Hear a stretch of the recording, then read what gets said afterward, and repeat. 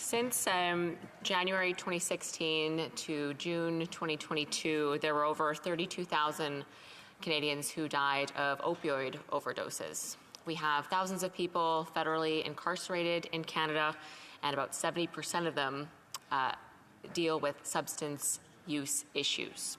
And so we have a very serious threat to public safety and the health of Canadians on our hands.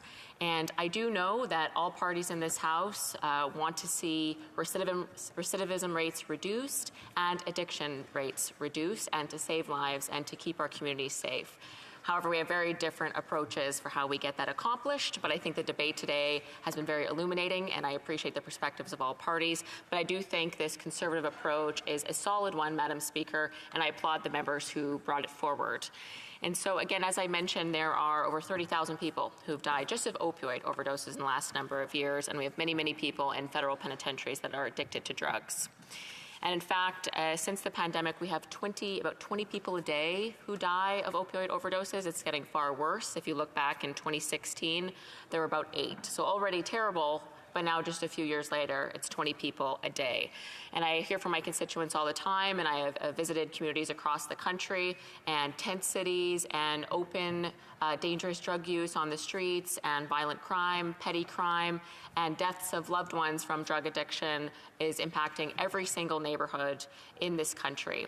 And it's a growing problem. We can see it with our own eyes. We see it when we look at the news every morning, headline after headline of theft and petty crime, and also violent repeat offenders hurting innocent Canadians.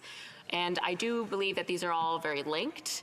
If you look at where our crime rings and our gangs, the purpose of these, more often than not in the gang culture, is to sell drugs and to protect their drug territory against other gangs. So we have this criminal network in Canada that's highly incentivized to push very dangerous drugs on people, get them very highly addicted so that these gangs can make money. And then they violently protect their drug turf using illegally smuggled firearms, 3D printed firearms. And so here we see the cycle of violence and addiction impacting those vulnerable people in this country.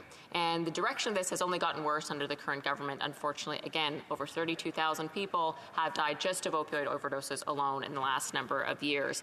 And of course, violent repeat offenders, again, intimately tied to gangs and drug trafficking and taking advantage of vulnerable people with addictions. We've seen an increase in violent crime from those repeat violent offenders that are getting out on bail more easily than ever because of the regime brought forward by the Liberal government.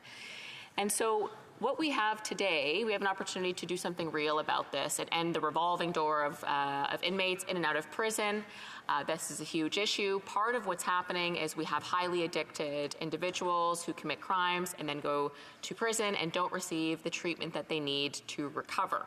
And so this bill is called the Ending Revolving Door Act. And I think that's something we can all get on board with, if not for the benefit of compassion to those who are in our penitentiaries and addicted to substances, then also to the taxpayer, because it costs a lot of money when an inmate is in and out of prison over and over again.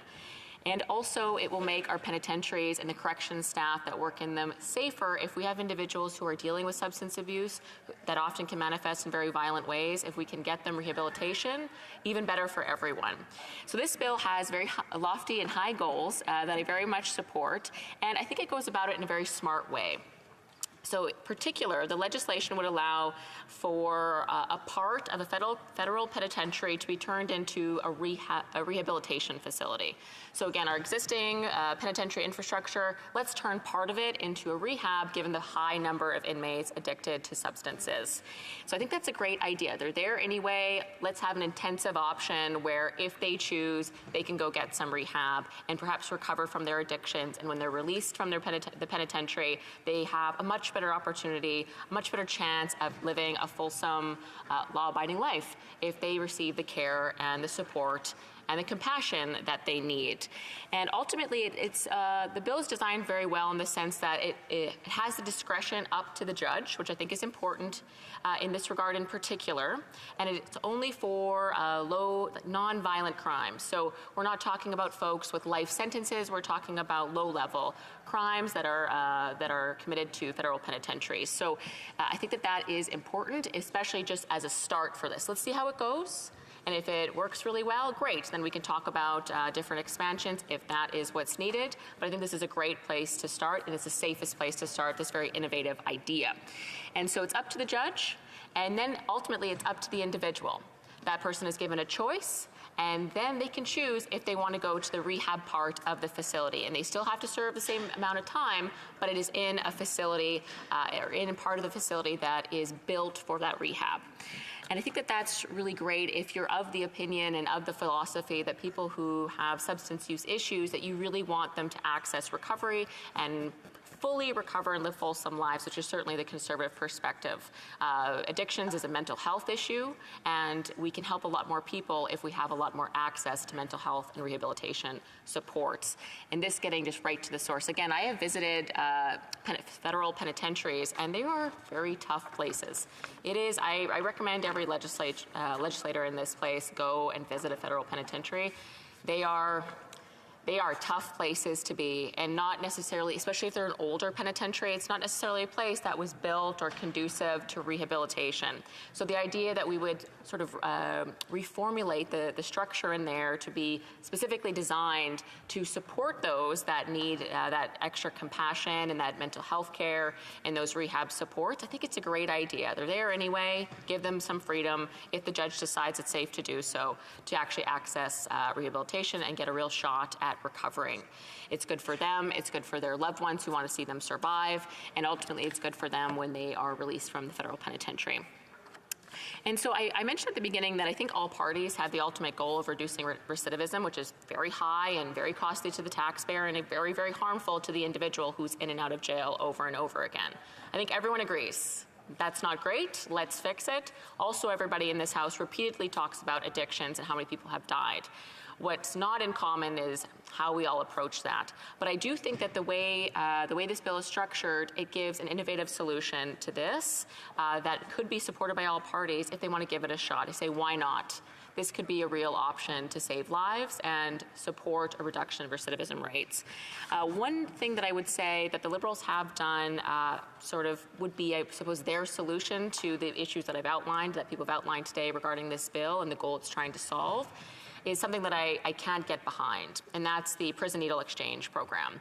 So I've visited penitentiaries where corrections officers are being told that this is coming to them from the federal government, and it has been a test run in some penitentiaries as well. And what it is, it's the federal government facilitating needle kits for federal inmates to inject drugs in jail. And again, these are drugs that are legally smuggled in. They're not allowed to have them, but through criminal networks, they're smuggled into jail, and then inmates inject them. And so the idea for the Liberals is to provide clean needle kits to reduce disease spreading, which is it's a good goal.